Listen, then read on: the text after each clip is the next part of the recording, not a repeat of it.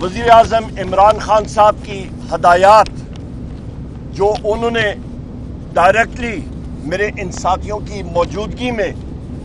मुझे इंस्ट्रक्ट किया, और मुझे आज अपने आबाई गांव हरीपुर में होना चाहिए था। 9 मई के हवाले से हमारी वहाँ पे रैली थी, पर मुझे हुक्म मिला कि मैं यहाँ पे अडयाले में आऊँ, क्योंकि बहैसियत सेक्रेटरी जनरल पाकिस्तान तहरीक इंसाफ मेरे कायद वज़ीर आज़म इमरान खान साहब ने इंस्ट्रक्शन मुझे दिए हैं और मुझे ये हुक्म जारी किया है कि यहाँ पे मैं आपको आगाह करूँ। शेर अफजल मरवत साहब को वज़ीर आज़म इमरान खान साहब ने बेपनाह इज्जत, अहमियत और रुतबा दिया, और इसलिए क्योंकि उन्होंने काम भी अच्छा किया। शेर अफजल मरवत साहब को वज़ीर आज़म इमरान खान साहब ने बारहा बार ये अहकामात दिए कि उन्होंने पार्टी पॉलिसी को वायलेट नहीं करना,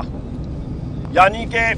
पार्टी पॉलिसी के दायरे के अंदर रहना है और उसकी खिलाफ वर्जी नहीं करनी। और ये बारहा बार वज़ीर आज़म इमरान खान साहब ने शेर अफजल मरवत साहब को हदायत जारी की। बदकिस्मती से वज़ीर आज़म इमरान खान साहब ने ये कहा कि शेर अफजल मरवत साहब ने पाकिस्तान तहरीक इंसाफ और वज़ीर आज़म इमरान खान साहब के मफादात को और जो इंटरेस्ट को और जो निहायत ही उम्दा हमारे ताल्लुकात हैं सऊदी अरेबिया की हुकूमत के साथ, और बिलखसूस वज़ीर आज़म इमरान खान साहब के जो ज़ाती ताल्लुकात हैं वली है जनाब मोहम्मद बिन सलमान साहब के साथ, उनको शेर अफजल मरवत साहब ने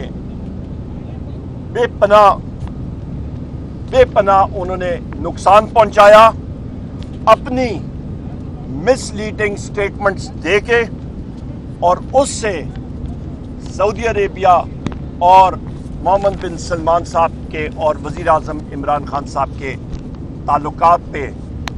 असर जो पड़ रहा था, वो वज़ीर आज़म साहब इमरान खान साहब ने इसका स्ट्रिक्टली बहुत शदीद नोटिस लिया। यहाँ पे ये भी मैं कहता चलूँ ख़वातीन और हज़रात कि पाकिस्तान में वज़ीर आज़म इमरान खान साहब के दौरे हुकूमत में 2 OIC कॉन्फ्रेंसेस हुई, दिसंबर 2022 में और मार्च 2023 में। और ये कॉन्फ्रेंसेस इसलिए हुई क्योंकि वज़ीर आज़म इमरान खान साहब के बेहतरीन ताल्लुकात हैं हमारे क्राउन प्रिंस जनाब मोहम्मद बिन सलमान साहब के साथ, वलीअहद साहब के साथ और सऊदी अरेबिया की हुकूमत के साथ। और वलीअहद जनाब मोहम्मद बिन सलमान साहब ने इन कॉन्फ्रेंसेस में एक कलीदी किरदार अदा किया। ख़वातीन व हज़रात, वज़ीर आज़म इमरान खान साहब ने ये बराह रास्त हुक्म जारी किया है कि शेर अफजल मरवत साहब को कोर कमेटी से और पाकिस्तान तहरीक इंसाफ की पॉलिटिकल कमेटी से फिलफौर अलहदा किया जाए। वज़ीर आज़म इमरान खान साहब ने इसके अलावा ये डायरेक्शन और हुक्म जारी किया है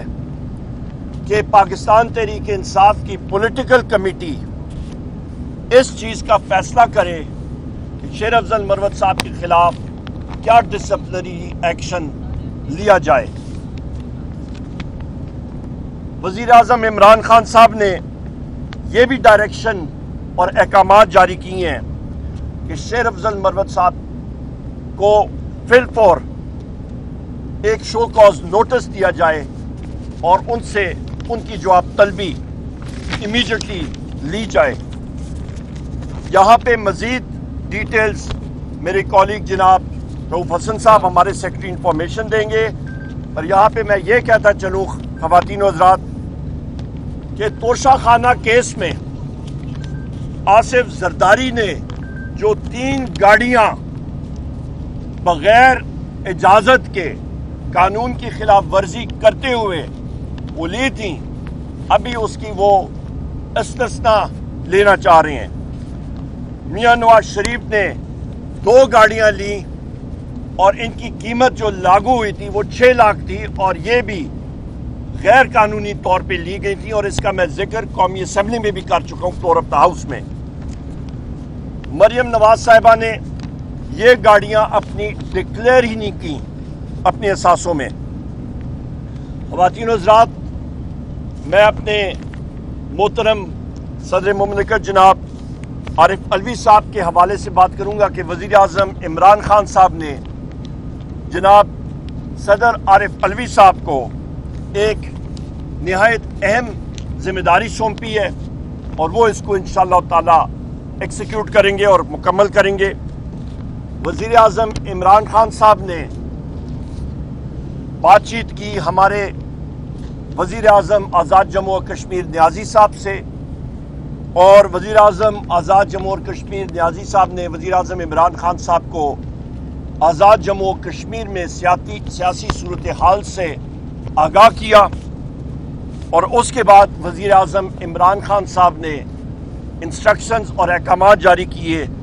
कि वज़ीर आज़म आज़ाद जम्मू कश्मीर न्याजी साहब को पाकिस्तान तहरीक इंसाफ की पॉलिटिकल कमेटी में बिलफौर उनका नाम शामिल किया जाए। रऊफ साहब, ओवर टू यू जनाब।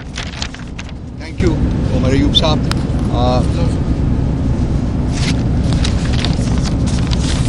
बहुत मेहरबानी उमर साहब,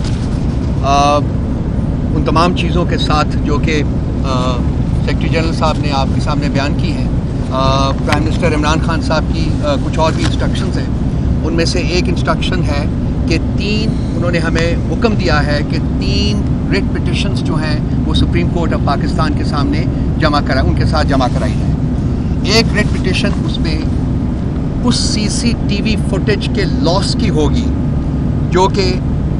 मिलिट्री इंस्टॉलेशंस के ऊपर 9 मई को जो क्लेम किया जाता है कि अटैक्स हुए थे, तो वो सारी CCTV फुटेजेस महफूज होनी चाहिए थी। तो इस सिलसिले में हम एक पिटिशन दायर करेंगे कि उन CCTV फुटेजेस को प्रोड्यूस किया जाए before the court of law.